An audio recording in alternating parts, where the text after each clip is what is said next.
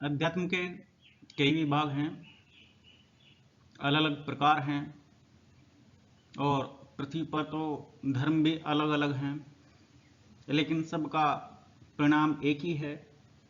रास्ते भले ही अलग हों, यदि आप किसी भी पद्धति से ध्यान करते हैं तब भी आप अपने अंदर ही जाएंगे, अपने अंतस में उतरेंगे।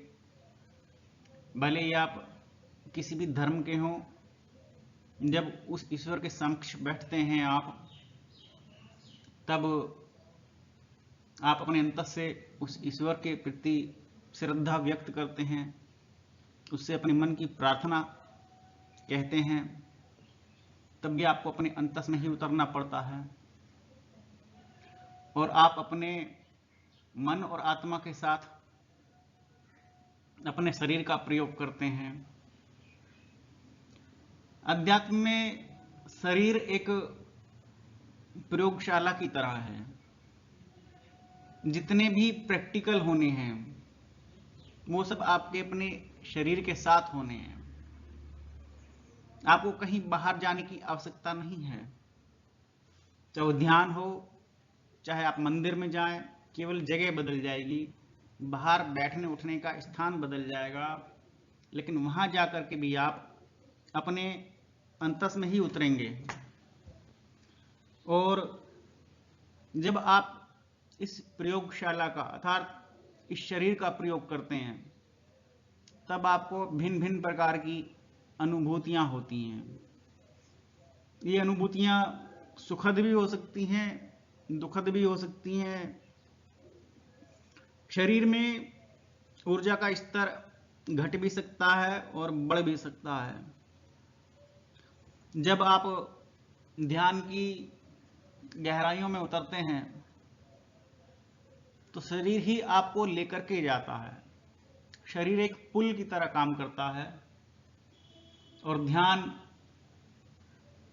उस नदी की तरह से है जिसकी थाह नहीं है, जिसकी गहराई मालूम नहीं है। और आप इस शरीर के माध्यम से ध्यान में उतरते हैं।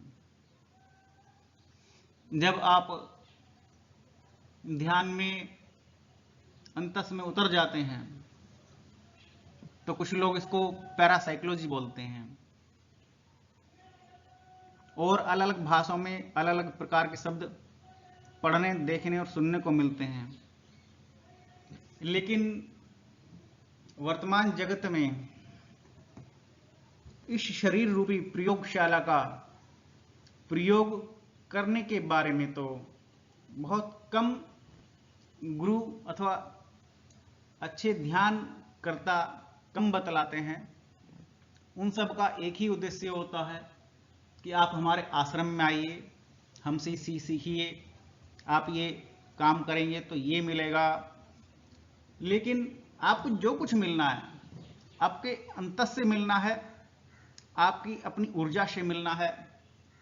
आप ये तो हो सकता है कि किसी गुरु के माध्यम से, किसी मंत्र के माध्यम से ध्यान में उतर जाएं, लेकिन आपको अध्यात्म में जाने के लिए अपने शरीर का ही प्रयोग करना पड़ेगा। ये तो सर्वविदित सत्य है। क्यों आप इधर उधर भागते हैं? ध्यान आपके अंदर में है, आपके अंतस में है। आपको इसमें ही उतरना है, शरीर का प्रयोग करना है।